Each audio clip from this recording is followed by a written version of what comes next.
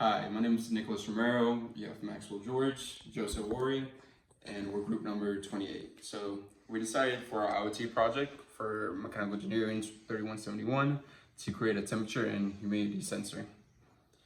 So what this does is we have a particle argon that's connected to a temperature and humidity sensor, and we send the data collected to a ThingSpeak, which then outputs the data in a humidity and temperature chart, as you can see here. So you get a few outliers, but overall keeps to a pretty consistent temperature within my home and pretty consistent humidity percentage within it as well. So about 51 to 53.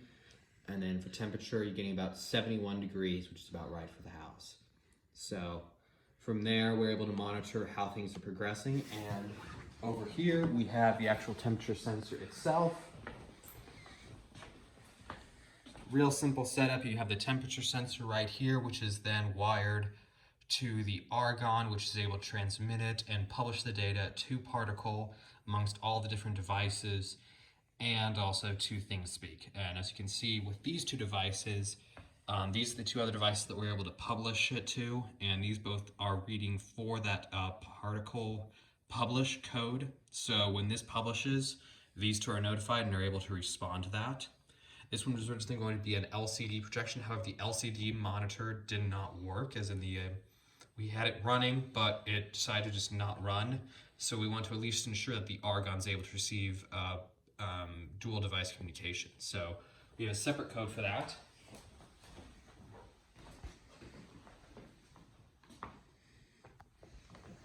And that over here is called back and forth. Back and forth is based off the useless machine code. So back and forth looks for George Romero. Once it sees that, it's able to publish and respond to it. So we're going to go ahead and flash the George Romero to the device normal maker. That's one of the devices. It doesn't have anything connected to it. So we're going to go flash to that.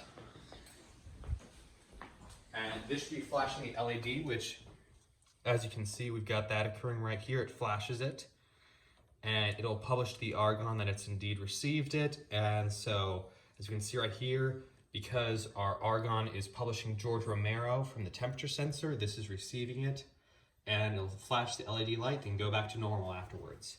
So we're going to now publish the back and forth code to this one, the LCD circuit, to make sure that this can also has by-device communication.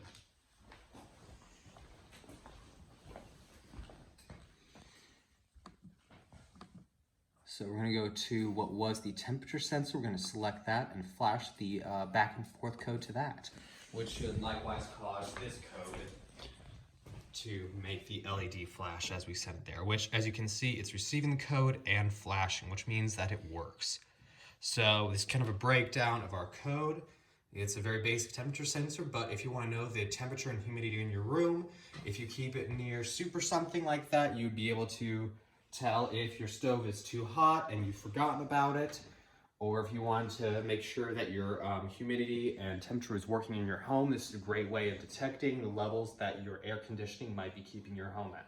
We're gonna go ahead and put the temperature sensor and humidity sensor over a boiling pot of water to show the accuracy and just exactly how the device works. So Max will take you over to the charts.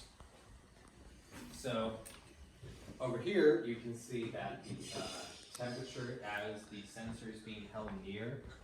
We just started monitoring it a minute ago, and it's already shot up several degrees. So if you were at home, you would, be monitoring your soup as normal. But let's say you go out to a different room. Well, with this temperature sensor, you can see that the temperature shot up several degrees, up to 78, around 80 degrees or so. So you can actually see that the temperature is increasing in the area nearby. Same with the humidity, because you have the water boiling and all that's going to increase the humidity of the immediate area. And by doing this, you have a device that's going to let you know exactly when your food's reaching that boiling point, when it's starting to release a lot more moisture into the air, and when it's starting to get a bit hot, because it's going to exude the heat to the surrounding area. So with this, you have a great device that'll let you check when your soup's boiling, and a pot watch can boil without anyone actually watching it. All right, that is our project, and I hope you enjoyed it.